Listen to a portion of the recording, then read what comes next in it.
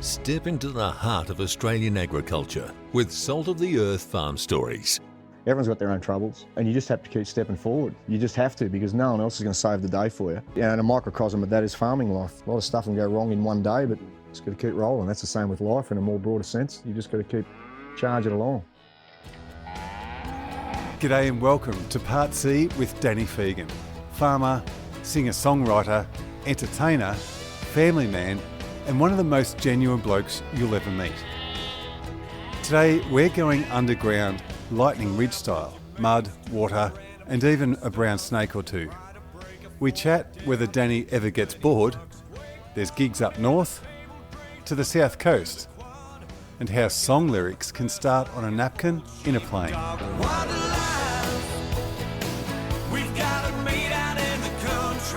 We'll hear the cheeky school tales, truths about farm life, the excitement of strapping on a keytar for a new song, and the very sad loss of a close mate. There's laughter, there's heartbreak, and plenty of big-hearted generosity along the way. So hang on to your hats. This is Danny Phegan, Part C. What a life.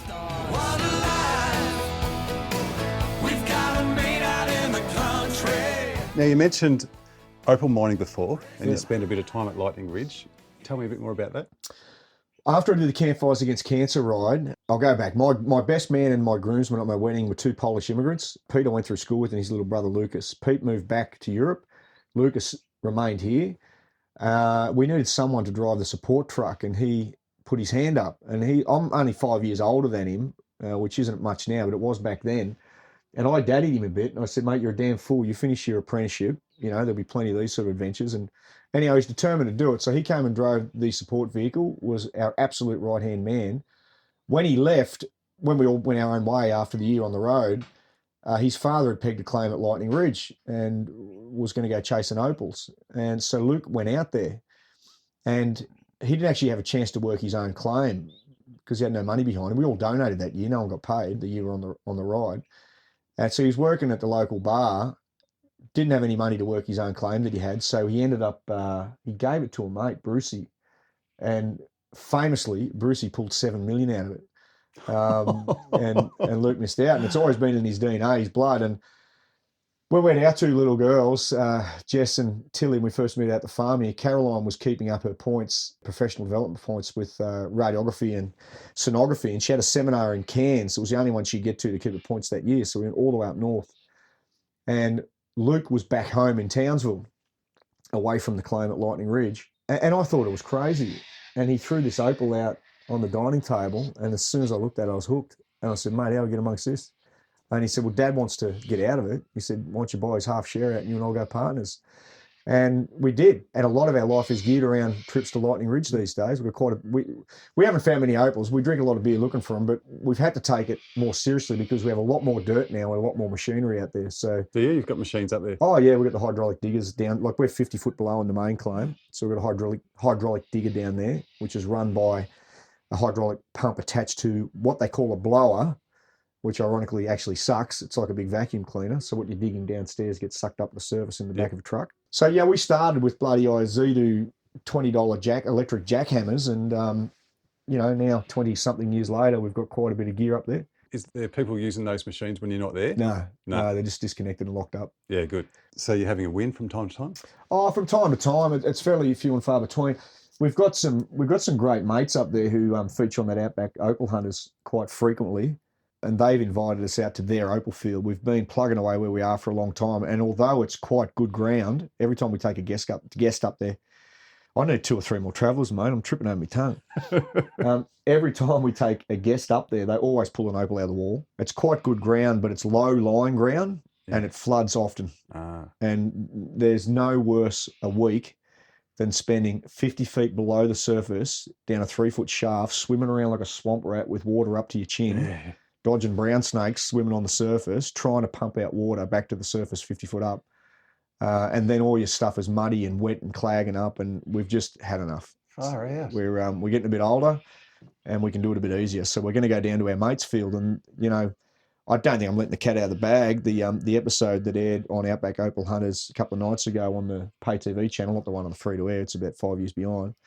Our mate pulled $500,000 of opal out 100 metres away from us. Oh, which means nothing for our claim, but gee, it's encouraging. oh, mate, bloody oath. I'm just thinking, mate, do you get bored easily? Yes. Yeah, I find it hard to settle. I hit a little life hack the other day flying back from somewhere. I don't know where I was coming from. I was on Darwin, actually. I was flying back from Darwin. We've got a place up in Darwin, so we get up there a little bit. But I was flying back from Darwin, and I find it hard to settle on trips too. I found this life hack. I can watch a movie on Netflix, shrink that screen to the bottom left-hand corner, and play solitaire at the same time, and also listen to a documentary in my ears of World War II or something. But I do that. That settles me though. Yeah. I can't be alone with my thoughts for too long. Yeah. All right then. What's your perfect Saturday at home? Oh, look, at this stage, just being home's been nice. This year's been really off to a fly. We've got another property up at Midder, which was right in the path of the bushfires there the other week. And while I was up there, I was running late to get to Darwin. And in Darwin, that then pushed things back. I had to get back down to Bendigo Rodeo, so I flew straight down to there. And then I got home the next day and was in a ute and drove to Tamworth for 5 days and did the festival. And then crisscrossed 2 of our horses on the highways. I was coming home. We had friends taking 2 horses up to sell at the big nutrient sale, which was 10 days later. And I like bouncing around like that, but every now and then it's just nice to be home and be present here as well. I'm struggling to keep up, mate.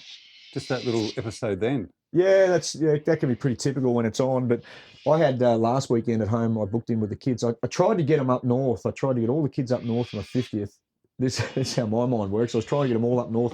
We get a red hot deal on Great Keppel Island because they're mates of the people who run the island now. I've played there for 8 years in a row. I was going to take them all to Great Keppel Island. This would be a great way to spend my 50th, but I couldn't get all the kids and their partners into one place at the one time. So I thought, bugger it.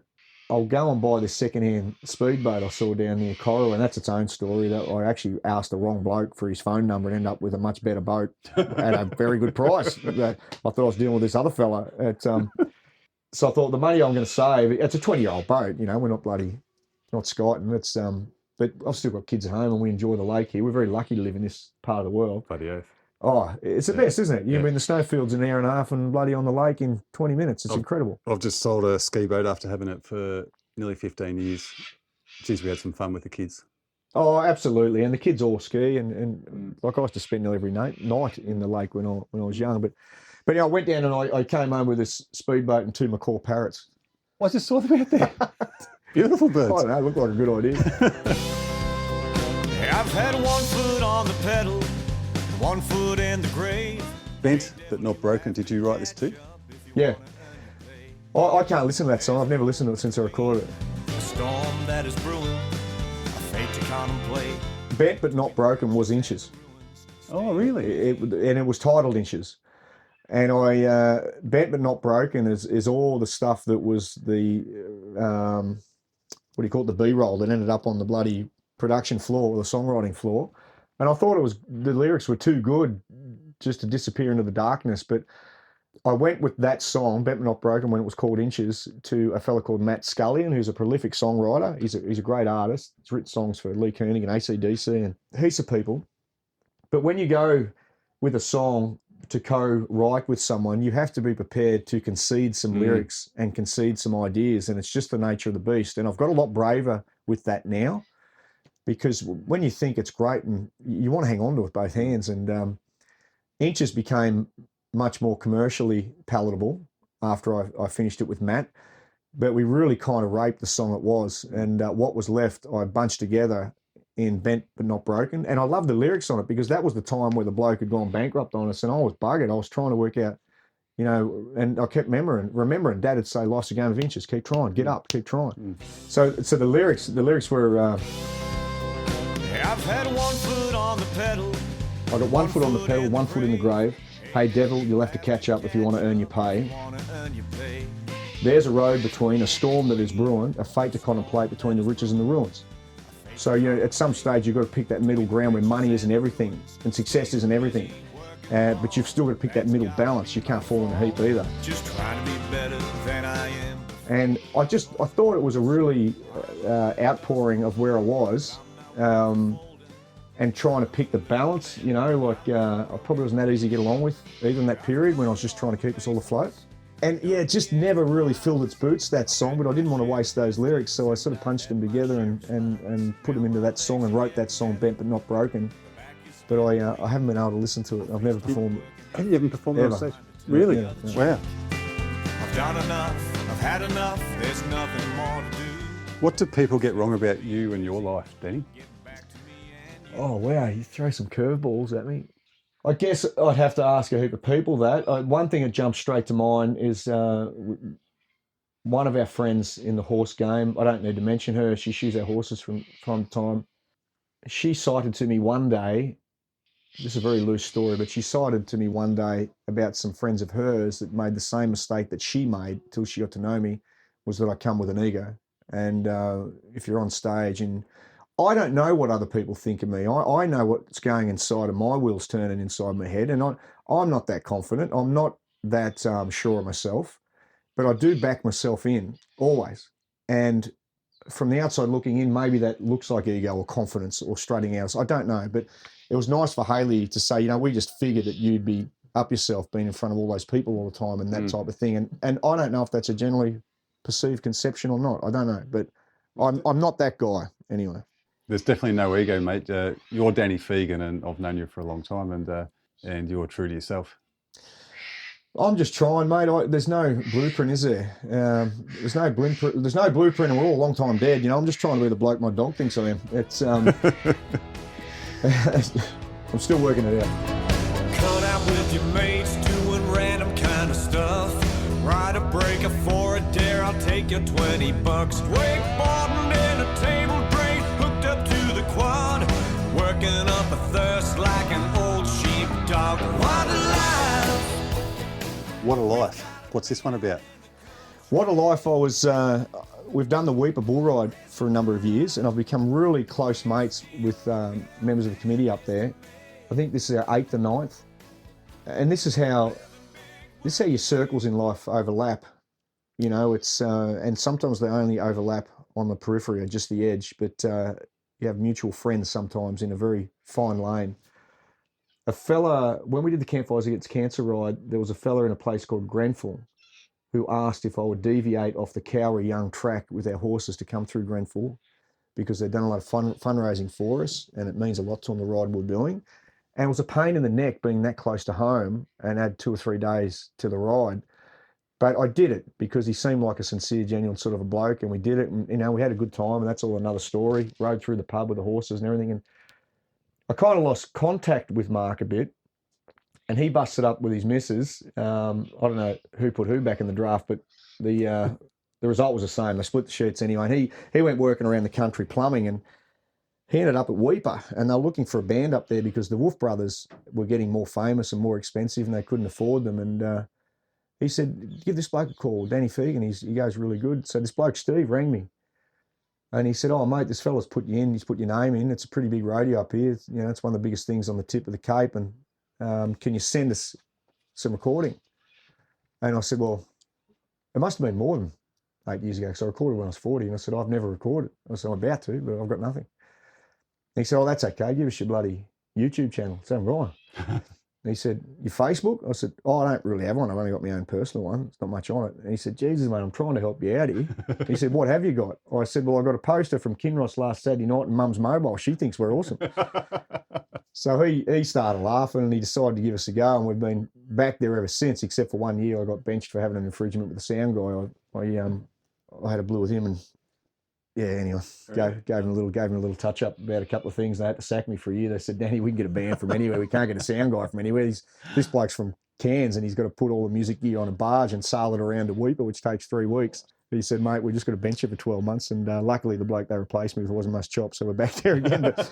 But What a Life came from flying home from Weeper. We've got our bit of what we do. We always overnight in Cairns on the way home. And when I was flying out of Weeper to Cairns, I thought, what a life. You know, I get to spend a weekend like this with these amazing people, all these bloody real deal cowboys up here, the mates in the band. and I get to fly home to Caroline and the kids on this place. You know, so I started having this idea for a song, and I asked the Qantas lady for a napkin and a pen. I started writing it down and got the nuts and bolts of it. And again, that song finished its life in the lounge room, Matt Sculling's place at Newcastle. Living big wouldn't be dead for quits. What life? Yeah, and we had some fun out here, bucked some bulls out and some horses and things. During the film clip? Yeah. It's a cracking film clip. Party moves to the creek when it gets too hot. Catch your feet, light a fire, and cook it on the spot. Right, Danny, we're up to the off-the-wall questions. Right. These are a little bit... I thought they were all off the wall. They have been. These are a little bit quirky. Yeah, they're just short answers. What's more dangerous, livestock or musicians? At least you know what you're going to get with livestock. Yeah, true. They've got you lined up. They don't disguise it too well.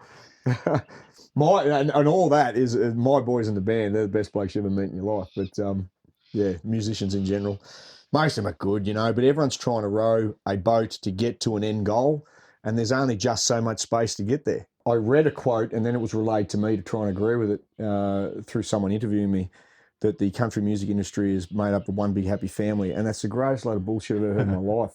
There's certainly people you morph and warm to, and vice versa, and there are clicks within clicks and circles, but it's no different than any other walk in life. You know, like the ones who have a seat at the table have their elbows firmly out. They might be smiling while they do it, but no one's going to give away what they've worked all their careers in life for to get as well, and I respect that. Yeah. That's no worries in the world, but call it for what it is. Yeah. So I'd say musos. Yeah. Short right, answer. Yeah. How interesting. Well said. What's playing in the ute at the moment, mate? I'm going to learn a couple of songs. We're going to learn a Muscadine Bloodline song called Me on You, which is very challenging. For a bit of a lark, I've got a keytar there. We're going to do a Paul Simon song, Call Me Al. Oh, wow. So I'm learning that. But if I want to settle into my own space, I'll listen to Call Blund or a few of those old sort of quirky country fellas. What's one thing farming has taught you? Oh, look, it's just an extension of life, really, that you have to be resilient. You have to just keep trying. No one gets out of this alive. Everyone's got their own troubles. And you just have to keep stepping forward. You just have to, because no one else is going to save the day for you. And it becomes, and a microcosm of that is farming life, you know. It's a lot of stuff can go wrong in one day, but no one's going to jump out of the clouds and fix it. Just got to keep rolling. That's the same with life in a more broader sense. You just got to keep charging along. We're all volunteers at the end of the day. If you don't like what you're doing, change it. But if you're going to stay in that lane, make it work. Jeez, well said. What's one thing music taught you? Appreciation. If you want one thing, appreciation. It's on the same theme that, you know, everyone's got a life to live, and from the outside looking in, it doesn't matter how well you look like you're doing. It's a grind, and life will kill you eventually. But there's a lot of beauty in it too. But music has taught me appreciation, because when we have, like last weekend, a couple of thousand, might have been 2,500 people bouncing around having a good time in front of us, they have all got their own life struggles in their own time. But for that moment, they're all happy, and it's a release. And we're the reason. You've got them happy. We got them happy for that little bit. Jumping around. And it makes me happy. Yeah, I love that. What's one thing the kids have taught you? Oh, look, I could be sappy and just say love, but it's true. I'm going to say that, actually. It's just true. When Jess was a baby, we didn't watch TV for 6 months, and we were convinced she was gifted. You know, she was going to take a dump. We go, can they do that at that age? Look, I think she's gifted. This kid's going to be something amazing. But I remember when I was just staring at her one day asleep in the cot, and Caroline said, "What are you thinking?" I said, "I never knew that humans could love something so much." Yeah. And she looked at me and said, "Thanks very much, dickhead." And I said, "Oh, no, I love you too." Yeah. Mate, I remember thinking the same. Yeah. And when the next one's about to be born, you're thinking, how can I love this next one the same amount? But you do. You do. Yeah. Yeah, absolutely. I think your capacity just increases, for the extra kids that you've got. It doesn't diminish it for the other ones. What's your favourite tool on the farm? Oh, Jesus, these questions. Wire cutters. That'll do. Got them in every ute, got them in every vehicle. Now, if you could give your 18-year-old self some advice, what would it be? You're going all right. You're going all right. Just keep charging on. Yeah. I probably had a lot more faith that I was getting it right, ironically, when I was 18 than I do when I'm 50. But, No, I was going. I was going all right, and I'd just send that message back. You're going all right. Stay the course. Keep setting your goals. So I had those big goals, and I didn't tell you that I got two of out of the three of them by the time I was 30, and the one of the big ones was I wanted my own farm, and I turned 30 in February, and Caroline, my mum and dad, and all my family got me this big cake, which was a farm. And I had a mob of cattle at mum and dad's farm still, but not our own dirt. We're still living in town, and that was in February. In March, we went to contract for this place and settled on the 21st of April. So I missed my 10-year goal for the three big items by 2 months. Well, if you had to give away farming today, what would you miss the most? The solitude and the space. Yeah. Yeah, co-joined. Yeah. What's a life lesson you learned late? It's a great question, and I feel like you need a better answer than I can probably muster up for you on short notice. A life lesson that I learnt late. One thing is school is not that important. It's important, but it's not the only thing. It's doing well at school makes a lot of things easier, but it's not the most important thing. I went right through school. I did year 12 twice. I did 3.5 years of uni. And there's not one single thing that I've done in my adult life and all that I've been lucky to accumulate that I couldn't have left in year 10 and still achieved. If you want to work and you've got goals and, and you're not dragging your feet, it's not that important. Look, and it does make some things easier. I was under a fair bit of pressure to do well at school, and I was a bad student. I didn't like school, and I was cheeky, but I was always scared of Dad. But my high school reports in year 11 and 12, I had a key to the music room because I used to get on well with the music teacher and an old nun called Sister Mary. The only two that ever thought anything of me at school. So I would have a key to the music, and Sister Mary was musical too. So I had a key to the school room. So I'd go down there on a Saturday when no one else was there. And when it was report time, I would blank out my reports and then send blank sheets out to all my mates and get them to rewrite them for me so I wouldn't get hiding when I went home. And the way I'd get my reports was I had a mate, James Follett, who was quite mature and had a mature voice, and I would get James to ring the principal from the blue phone in the quadrangle and say that he was Warwick Phegan, so the parents didn't have to get the reports, and the report would get sent home with me, and I'd be straight back down to school on the Saturday and blank the pages out. If you could sit around a campfire with 4 people, they could be dead or alive, who would it be? I definitely want my grandfather there. Right. I definitely want my grandfather there because I would want him to know that I turned out all right. Mate, that can be actually emotional because you were there holding his hand as he took his last breath. Yeah, I was, and I was there for the next fella too, which I'll quote when I was getting myself together real quick. But I would definitely want my grandfather here. I'd want him to see that I turned out all right, and he would love this. He would love this lifestyle. He lived it. But he didn't own it. He lived in a 3-bedroom home in East Albury, in Norfolk Street. And he made fortunes for other blokes. But I don't know if he didn't have the backing of Nan to take risks or what it was, but he would love this. And I'd love him to see it. And the other fella, Cole Mitchell was my best mate. I sat with him when he died of cancer. Oh, God, time gets away. It might be 6 or 7 years ago. Oh, mate. He did the Campfires Against Cancer ride with me across Australia. We clicked heels for 5,500 kilometres. Got to Corro and decided that we're going to keep going. So rode down to Melbourne, got on the Spirit of Tasmania with 9 horses and rode across Tassie too. And I sat with him when he died of cancer, and we left nothing unspoken, Cole and I, and I'm scared of dying. I am. I'm not religious. I don't know what's out there, and I asked Cole. I said, Cole, are you scared? Because we both knew. He worked here for a little while because he's in between jobs, so he worked here for 3 months. I didn't see him for about 6 weeks. We spoke twice a week though, and he turned up out here one day. I was doing a fundraiser, and he wanted to give me something to put into the charity auction, and he insisted on coming out here to give it to me. I was doing my head in a little bit, and Cole had his own way. He was his own man, and when I came out here, I got out of this garage, out of my ute. He just pulled up here, and my eyes met him across the driveway, and we didn't have to say a word. I just shook my head, and he just nodded. I just knew he had cancer. He'd lost so much weight. And, it'd be nice for Cole, because he was such he was such a loyal friend. If we went out today and I said that sky was grey and it's quite clearly blue, if someone said that it wasn't grey, he'd belt them to protect me, to stick up for me. He was such a good mate, and it was a horrible way for him. Well, I've never seen anyone die well, to be honest, but I'd love him to be here. It was a horrible end for Cole. I kind of had to put him down. I was there with his wife and he was clearly in a lot of pain, and Donna was too distressed to give the nurse the go-ahead to give him another painkiller, which they knew would kill him. So I shook him to wake him, and I said, Cole, I need a one-word answer. Are you in pain? And he shouted out, yes. Oh, mate. No, I'm fine, but I gave the nod for the needle, and Mate, that's and tough. he slipped off.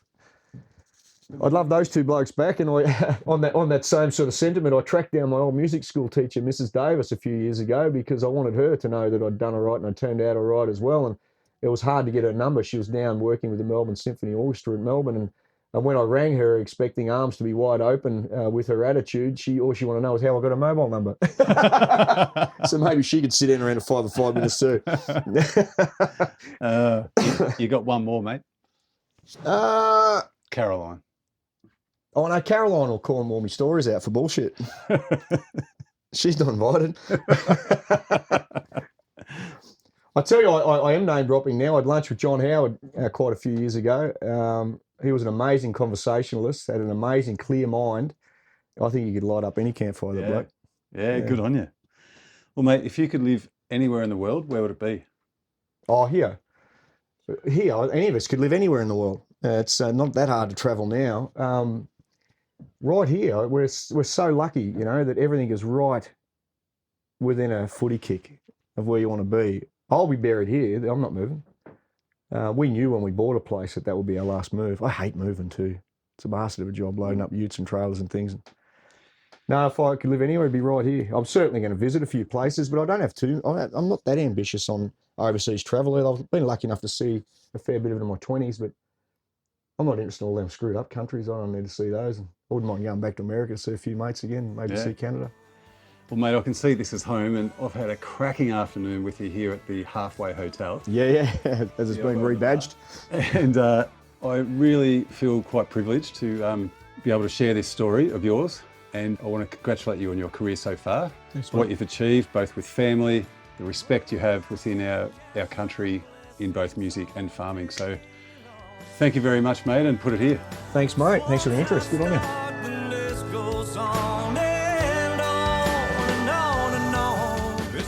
And that's a wrap on Part C and the full 3-part journey with Danny Phegan. From farm life to aria charts, from underground opal mines to keytars and napkins in the sky. What a ride it's been.